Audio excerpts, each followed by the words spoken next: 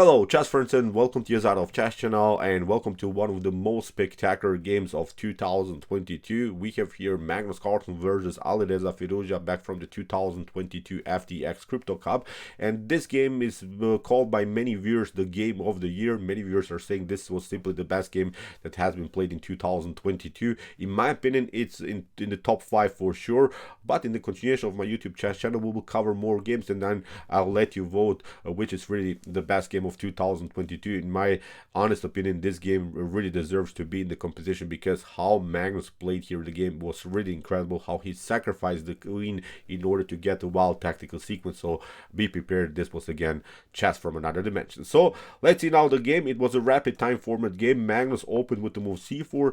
Alireza's response was the move e5. So we have the English opening, knight to f6, bishop to g2, normal development, bishop to c5, controlling of course the d4 square, d3 played by Magnus, kingside castling, knight to f3, preparing also kingside castling, and now after move d6, liberating now the long diagonal also for the likes with bishop. Knight to c3 played by Magnus. We have c6 by Alireza, preparing maybe in some occasions also to break and enter with the move d5.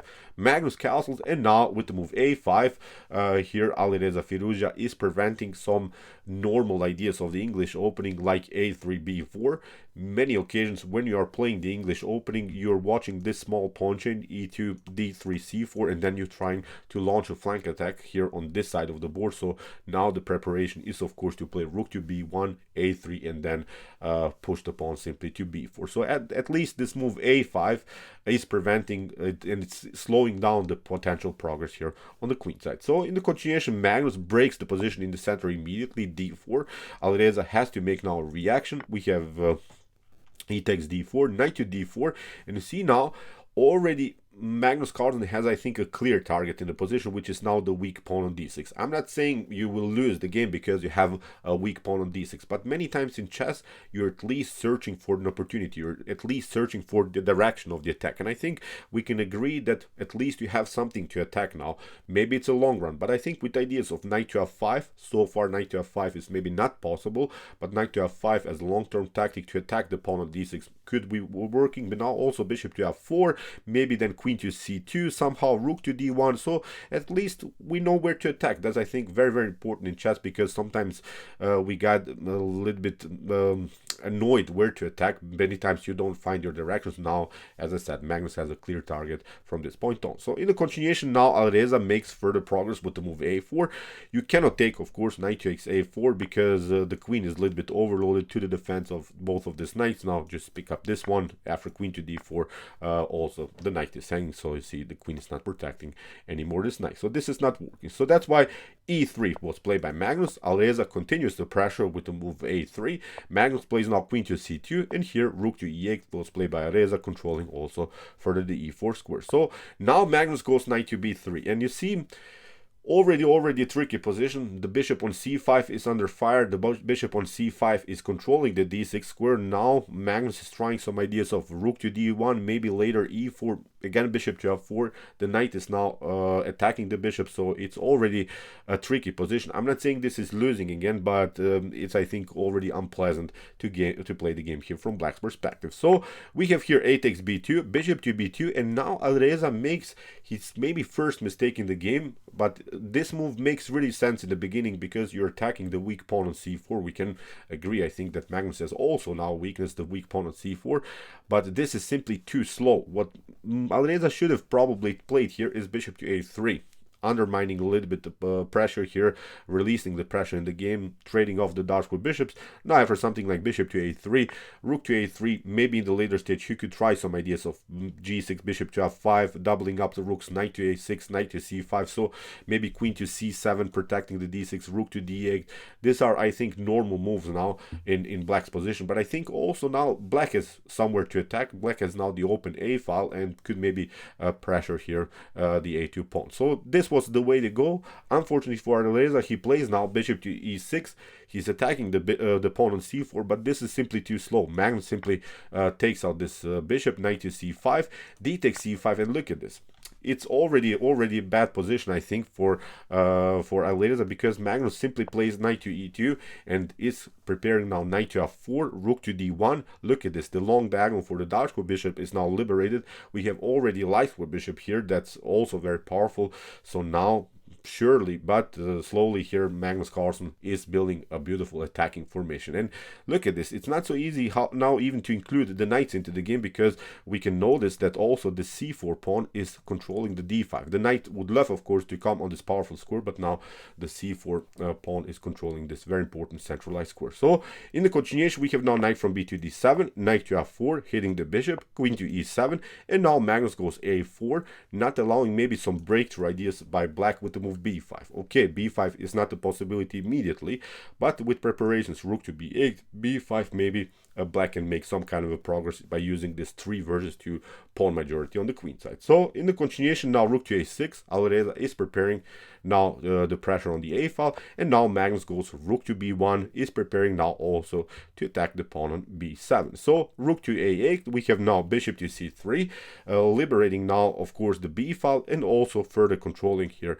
the pawn. This pawn is so far protected, and again, you cannot take, of course, bishop to c4, because you get this beautiful tactic, bishop to f6, knight to f6, and now, of course, the bishop is hanging. So this is not working. This was also a tiny little trick here by Magnus Carlsen. So that's why after bishop to c3, we have rook to a7 by Alireza FIrouzja. Now Magnus advances here the pawn, creates also a nice space advantage now on the queen side. And look at this, how Magnus is playing the game really in a beautiful way, because he's controlling with these 2 pawns Alireza FIrouzja's 3 pawns, and with the support of the bishop, it's really hard now to find good squares for black. And also we can agree that Magnus Carlsen has here a dominant position on the king side, because he has here a 4 versus 3 pawn majority. So now again, Magnus Carlsen will launch an attack here on this side of the board, but with these 2 pawns, as I said, he's controlling 3 pawns of blacks, which is really a nice defensive structure here. So in the continuation, knight to e8, Alireza is desperately trying to search for opportunities for the knight, but notice both of these knights cannot jump on d5. If you could just maybe cement your position around the square d5, then of course it would be a good position for the knights, but now 1 pawn is simply paralyzing many black pieces here. So in the continuation, queen to d3, knight to f6. Again, I'm pointing out the knights have really a tough time in this particular position, and Alireza is preparing now also some ideas of rook to d8. Magnus goes knight takes e6, we have queen to e6, and now rook to d1.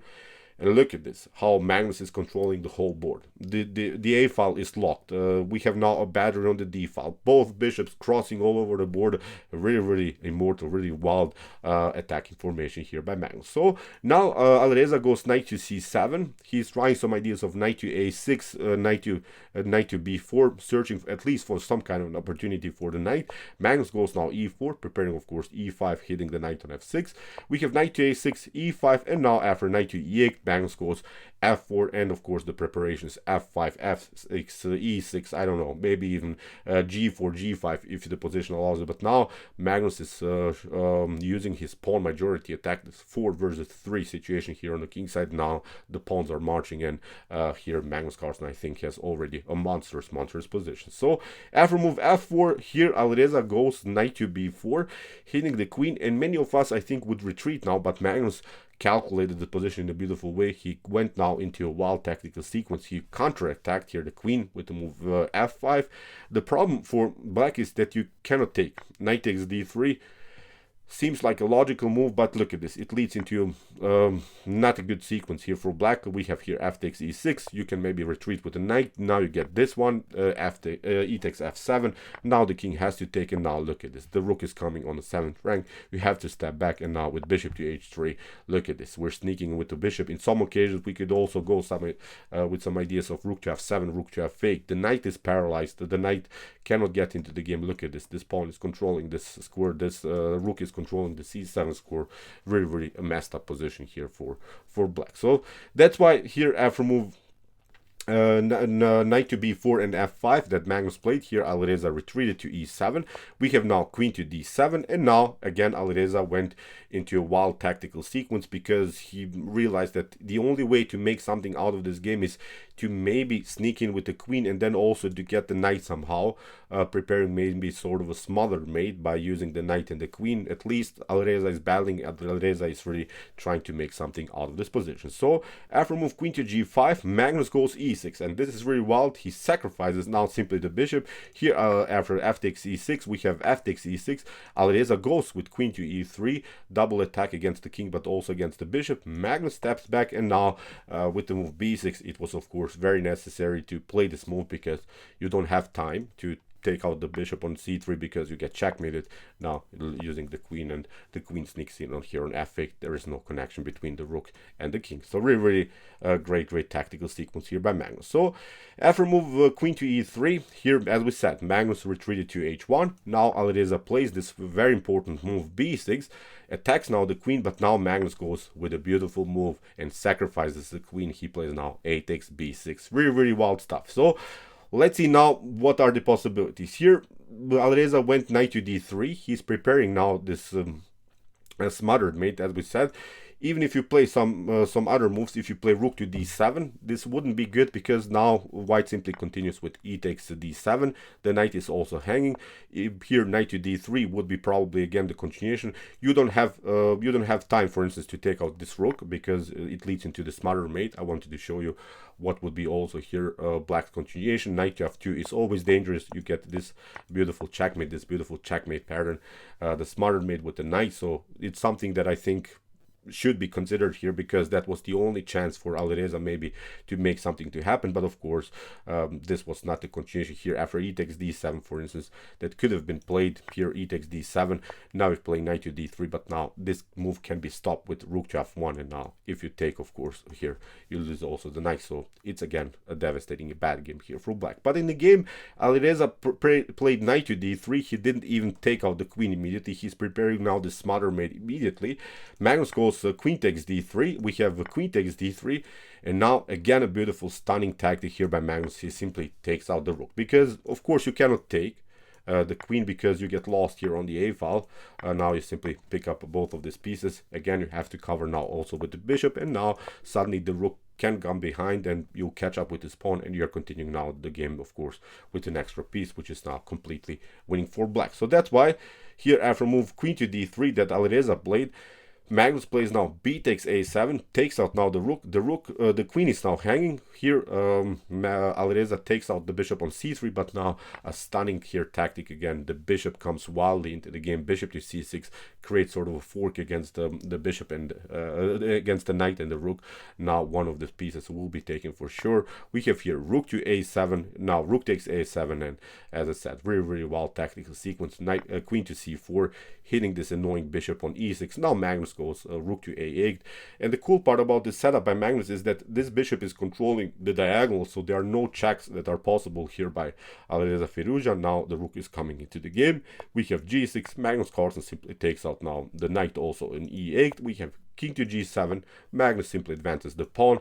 We have here queen to e2, and now Magnus goes into this beautiful tactical sequence. Rook to g8, a check, king to h6. Magnus Carlsen promotes to a queen. Okay, here Alireza takes, of course, the rook, has some fun with a couple of checks, but no perpetuals are possible after a couple of checks. Here Magnus Carlsen step back here, and after bishop to e2 in this position, Alireza FIrouzja resigned because there are no checks that are possible. And now, of course, with the support of the rook, with the queen, and with the bishop, of course, black is going to get checkmated for sure, or will at least maybe trade off more pieces and go into a favorable endgame. So really immortal game here by Magnus. Really wild tactical sequence.